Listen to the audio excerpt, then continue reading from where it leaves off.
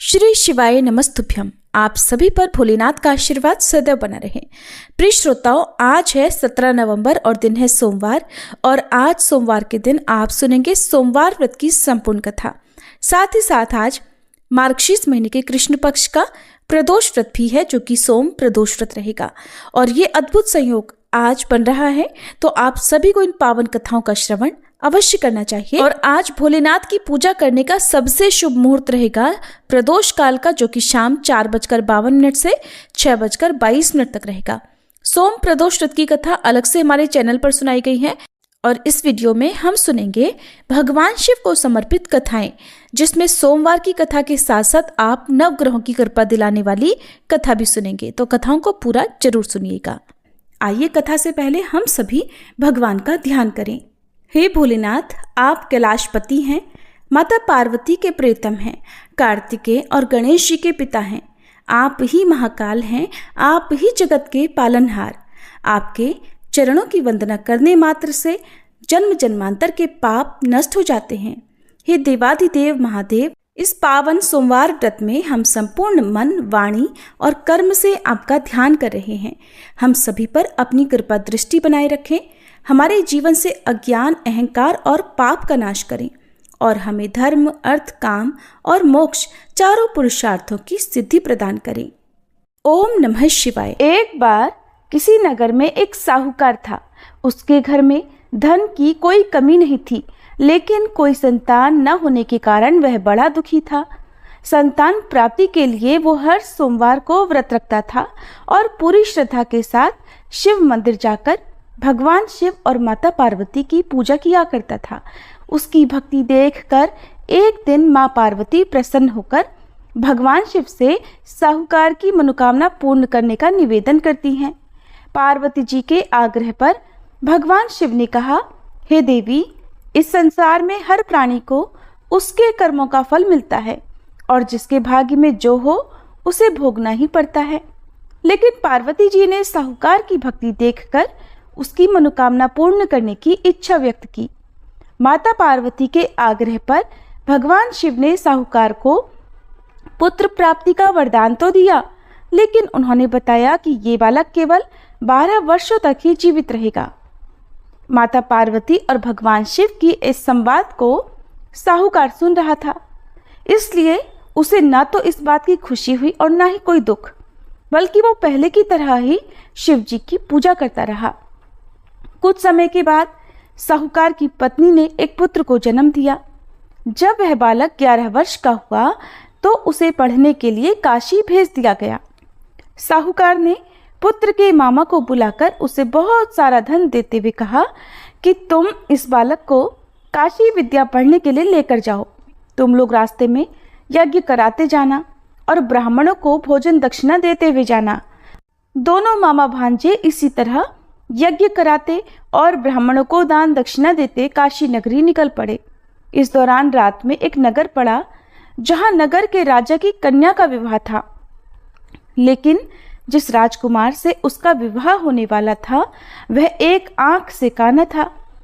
राजकुमार के पिता ने अपने पुत्र के काना होने की बात को छुपाने के लिए सोचा, क्यों ना उस साहूकार के पुत्र को दूल्हा बनाकर राजकुमारी से विवाह करा दूं और विवाह के बाद इसको धन देकर विदा कर दूंगा और राजकुमारी को अपने नगर ले आऊंगा। लड़के को दूल्हे के वस्त्र पहनाकर राजकुमारी से विवाह करा दिया गया। साहूकार का पुत्र ईमानदार था, उसे ये बात सही नहीं लगी, इसलिए उसने अवसर पाकर राजकुमारी के दुपट्टे पर लिख दिया कि तुम्हारा विवाह तो मेरे साथ हुआ है, लेकिन जिस राजकुमार के संग तुम्हें भेजा जाएगा वो एक आंख से काना है। मैं तो काशी विद्या पढ़ने जा रहा हूँ। जब राजकुमारी ने चुन्नी पर लिखी बातें पढ़ी तो उसने अपने माता पिता को ये बात बताई। राजा ने अपनी पुत्री को विदा नहीं किया, फिर बारात वापस चली गई। दूसरी ओर साहूकार का पुत्र और उसका मामा काशी पहुंचे और वहां जाकर उन्होंने यज्ञ किया। जिस दिन साहूकार का पुत्र 12 वर्ष का हुआ उस दिन भी यज्ञ का आयोजन था। लड़के ने अपने मामा से कहा कि मेरी तबीयत कुछ ठीक नहीं है।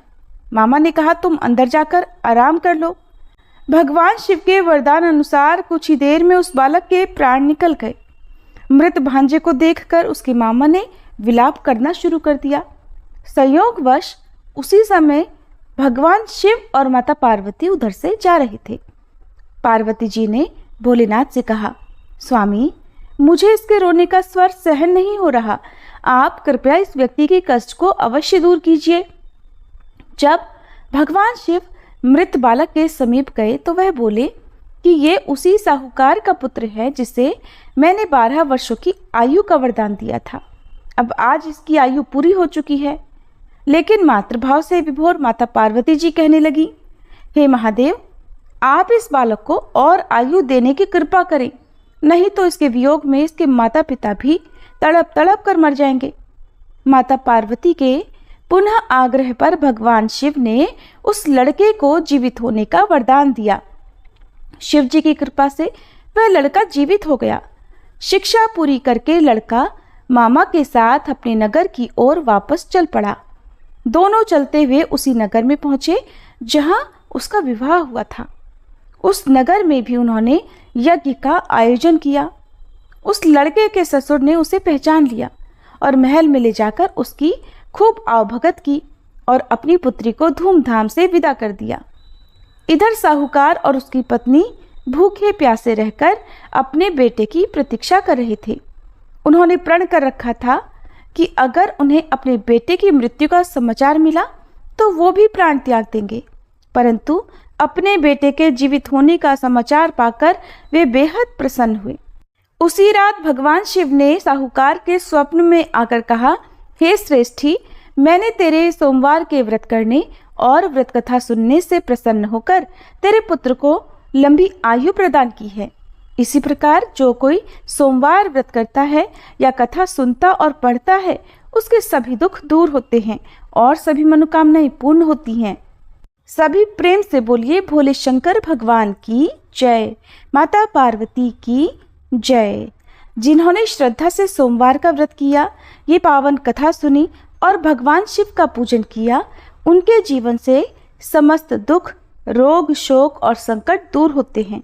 ये व्रत न केवल सांसारिक सुखों को प्रदान करता है, बल्कि भगवान शिव की अपार कृपा से आत्मिक शांति, मोक्ष और चिर सुख की प्राप्ति भी कराता है।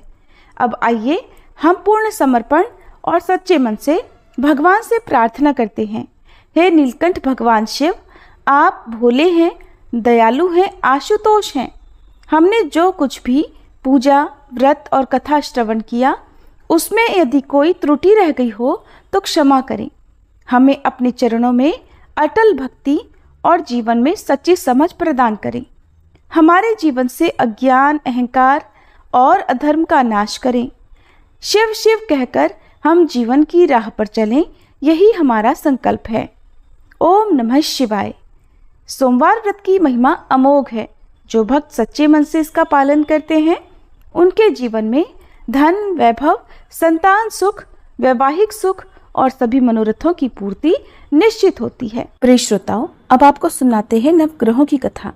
ज्योतिष शास्त्र में नवग्रहों को बहुत ही महत्वपूर्ण माना जाता है, क्योंकि इन्हीं ग्रहों की चाल के कारण सभी राशियों के जीवन पर सकारात्मक या नकारात्मक प्रभाव पड़ते हैं। लेकिन कथा सुनाने से पहले आपको नवग्रहों के माता पिता के बारे में भी बताते हैं कि इन सभी नवग्रहों के माता पिता कौन हैं। ज्योतिष विज्ञान में ग्रह और उनकी दशा का विशेष महत्व है। ये सभी नवग्रह किसी न किसी क्षेत्र जैसे शिक्षा, ज्ञान, धन, लाभ, हानि, इनका प्रतिनिधित्व करते हैं। सबसे पहले ग्रह की बात करते हैं सूर्य। सूर्य देव के पिता का नाम कश्यप है और इनकी माता अदिति हैं। पंच देवताओं में सूर्य देव का विशेष महत्व है। इनकी 2 पत्नियां हैं जिनका नाम संध्या और छाया है।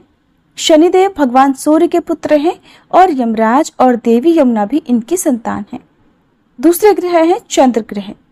चंद्रदेव महर्षि अत्रि के पुत्र हैं और उनकी माता का नाम अनुसुईया है। शास्त्रों के अनुसार चंद्रदेव की 27 पत्नियां हैं जो 27 नक्षत्रों का प्रतिनिधित्व करती हैं। चंद्रदेव बुध ग्रह के पिता हैं। तीसरे ग्रह है मंगल ग्रह। शास्त्रों में बताया गया है कि मंगल देव के पिता भगवान शिव हैं और भूदेवी इनकी माता हैं। मंगल पूरी तरह से ब्रह्मचारी है। मांगलिक दोष का संबंध भी इन्हीं ग्रह से होता है। चौथे ग्रह है बुध ग्रह। बुध देव के पिता चंद्र और देवी तारा इनकी माता का नाम है। बुध देव को समस्त वेद और शास्त्रों का ज्ञान देवगुरु बृहस्पति से प्राप्त हुआ था और इनकी पत्नी का नाम इला है। चंद्र वंश का प्रारंभ भी इन्हीं से हुआ था। चौथे ग्रह हैं बृहस्पति। देवगुरु बृहस्पति के पिता महर्षि अंगिरस हैं। सुरूपा इनकी माता का नाम है और इनकी पत्नी का नाम तारा है। महाभारत काल में मुख्य भूमिका निभाने वाले गुरु द्रोणाचार्य इनके पौत्र माने जाते हैं। शास्त्रों में इन्हें देवताओं का गुरु भी बताया गया है। पांचवें ग्रह हैं शुक्र ग्रह। शुक्र देव के पिता भृगु ऋषि हैं और काव्य माता इनकी माता का नाम है। इन्हें कठिन तप के कारण भगवान शिव से मृत संजीवनी विद्या प्राप्त हुई थी। इनकी पत्नी का नाम जयंती है, जिन्हें देवराज इंद्र की पुत्री के रूप में जाना जाता है। छठे ग्रह है शनि ग्रह। शनिदेव भगवान सूर्य के पुत्र हैं और इनकी माता का नाम छाया है। लेकिन शनि का स्वभाव अपने पिता के गुणों से बिल्कुल विपरीत है। शनिदेव कर्मों के अनुसार फल प्रदान करते हैं और इनकी पत्नी का नाम धामिनी है। सातवें ग्रह हैं आठवें ग्रह के रूप में राहु और केतु को जाना जाता है, जो कि समुद्र मंथन के समय तक अमृत पान करने से पहले तक स्वर भानु था, जिसके पिता का नाम विप्रचित्त है और माता का नाम सिंहिका है। राहु की दो पत्नियां हैं, जिनका नाम नागवल्ली और नागकणी है। इनका वाहन काले अश्वों वाला रथ है।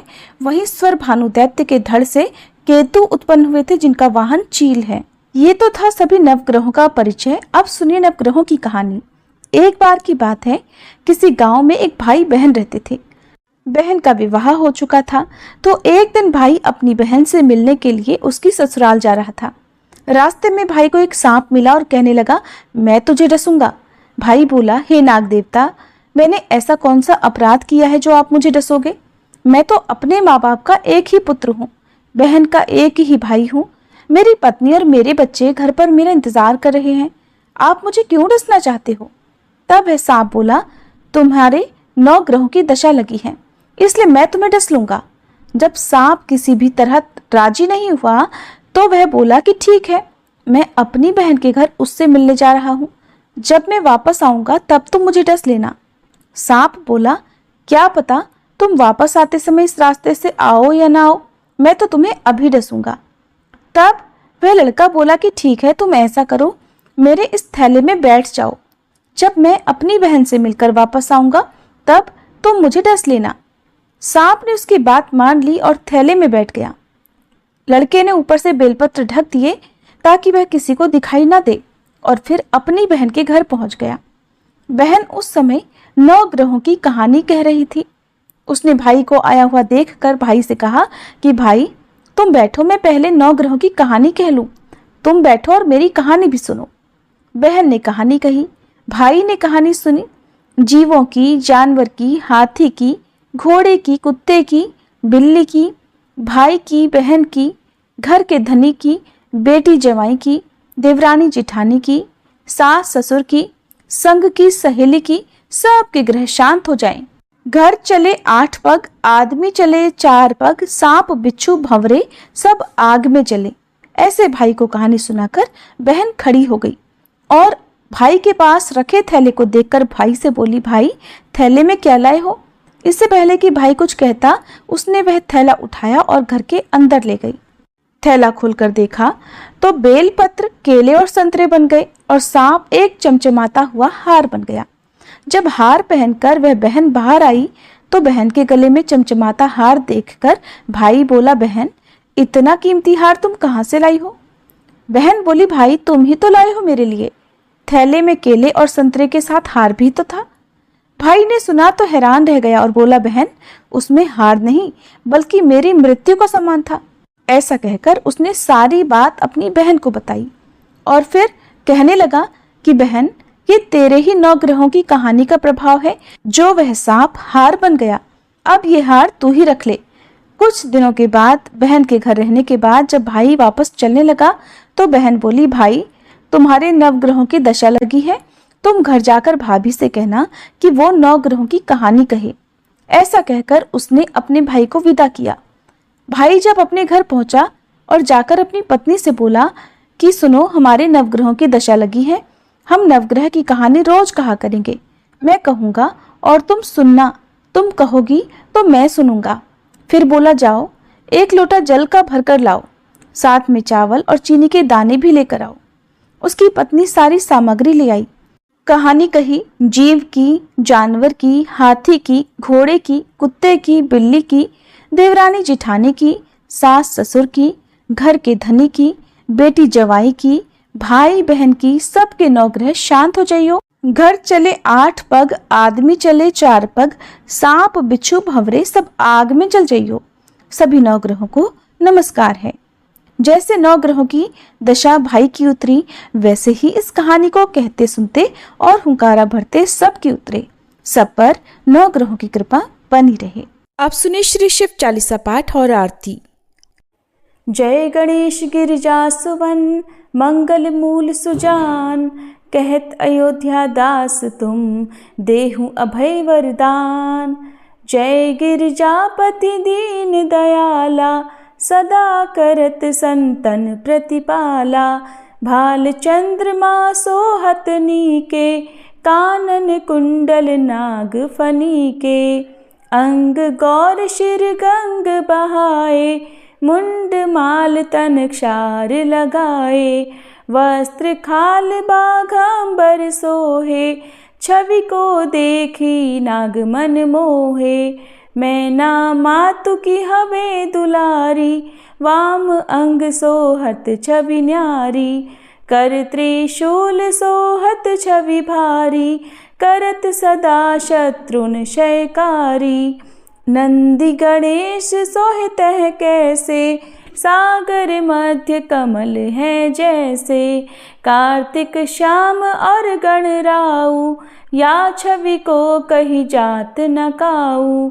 देवन जब ही जाय पुकारा, तब ही दुख प्रभु आप निवारा। किया उपद्रव तारक भारी, देवन सब मिली तुम ही जुहारी। तुरत षडानन आप पठायऊ, लव निमेष मह मारी गिरायऊ। आप जलंधर असुर संहारा, सुयश तुम्हार विदित संसारा। त्रिपुरासुर सन युद्ध मचाई, सब ही कृपा कर लीन बचाई। किया तप ही भागीरथ भारी, पुरब प्रतिज्ञा तासु पुरारी। दानिन मह तुम सम को नाही, सेवक स्तुति करत सदाही। वेद नाम महिमा तब गाई, अकथ अनादि भेद नहीं पाई। प्रकटी उदधि मंथन में ज्वाला, जरत सुरासुर भये विहाला।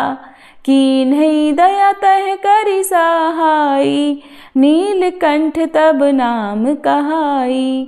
पूजन रामचंद्र जब कीन्हा, जीत के लंक विभीषण दीन्हा। सहस कमल में हो रहे धारी, कीन्ह परीक्षा तब ही पुरारी। एक कमल प्रभु राखे उजोई, कमल नयन पूजन चह सोई। कठिन भक्ति देखी प्रभु शंकर, भय प्रसन्न दिए इच्छित वर। जय जय जय अनंत अविनाशी, करत कृपा सबके घटवासी। दुष्ट सकल नित मोहि सतावे, भ्रमत रहो मोहि चैन ना आवे। त्राहि त्राहि मैं नाथ पुकारो, ये ही अवसर मोहि आन उबारो। लै त्रिशूल शत्रुन को मारो, संकट से मोहि आन उबारो। मात पिता भ्राता सब होई, संकट में पूछत नहीं कोई। स्वामी एक है आस तुम्हारी, आए हरहु मम संकट भारी। धन निर्धन को देत सदाही, जो कोई जाचे सो फल पाही। स्तुति के ही विधि करे तुम्हारी, क्षमहु नाथ अब चूक हमारी। शंकर हो संकट के नाशन, मंगल कारण विघ्न विनाशन। योगी यति मुनि ध्यान लगावे, शारद नारद शीश नवावे। नमो नमो जय नमः शिवाय, सुर ब्रह्मादिक पार न पाए। जो यह पाठ करे मन लाई, तापर होत है शंभु सहाई। ऋनिया जो कोई हो अधिकारी, पाठ करे सो पावन हारी। पुत्र होन कर इच्छा जोई, निश्चय शिव प्रसाद ते ही होई। पंडित त्रयोदशी को लावे, ध्यान पूर्वक होम करावे। त्रयोदशी व्रत करे हमेशा, ताके तन नहीं रहे कलेशा। धूप दीप नैवेद्य चढ़ावे, शंकर सम्मुख पाठ सुनावे। जन्म जन्म के पाप नसावे, अंत धाम शिवपुर में पावे। कहे अयोध्या दास आस तुम्हारी, जानी सकल दुख हरहु हमारी। नित नेम कर प्रातः ही पाठ करो चालीसा, तुम मेरी मनोकामना पूर्ण करो जगदीश। मगसर छठी हेमंत ऋतु संवत 64 जान, अस्तुति चालीसा शिव ही पूर्ण कीन कल्याण। ओम जय शिव ओमकारा, स्वामी जय शिव ओमकारा। ब्रह्मा विष्णु सदा शिव, ब्रह्मा विष्णु सदा शिव, अर्धांगी धारा। ओम जय शिव ओमकारा। एकानन चतुरानन पंचानन राजे, स्वामी पंचानन राजे। हंसासन गरुड़ासन, वृषवाहन साजे। ओम जय शिव ओमकारा। दो भुज चारु चतुर्भुज, 10 भुज अति सोहे, स्वामी 10 भुज अति सोहे। त्रिगुण रूप निरखता, त्रिभुवन जन मोहे। ओम जय शिव ओमकारा। अक्षमाला वनमाला, मुंडमाला धारी, स्वामी मुंडमाला धारी। चंदन मृग मद सोहे, भाले शशिधारी। ओम जय शिव ओमकारा। श्वेतांबर पीतांबर, बाघांबर अंगे, स्वामी बाघांबर अंगे। सनकादिक गरुड़ादिक, भूतादिक संगे। ओम जय शिव ओमकारा। कर के मध्य कमंडल, चक्र त्रिशूलधारी, स्वामी चक्र त्रिशूलधारी। सुखकारी दुखहारी, जग पालनकारी। ओम जय शिव ओमकारा। ब्रह्मा विष्णु सदा शिव, जानत अविवेका, स्वामी जानत अविवेका। प्रणवाक्षर में शोभित, ये तीनों एका। ओम जय शिव ओमकारा। त्रिगुण स्वामी जी की आरती, जो कोई नर गावे, स्वामी जो कोई नर गावे। कहत शिवानंद स्वामी, रटत भोलानंद स्वामी, सुख संपत्ति पावे। ओम जय शिव ओमकारा। ओम जय शिव ओमकारा, स्वामी जय शिव ओमकारा। ब्रह्मा विष्णु सदा शिव, अर्धांगी धारा। ओम जय शिव ओमकारा।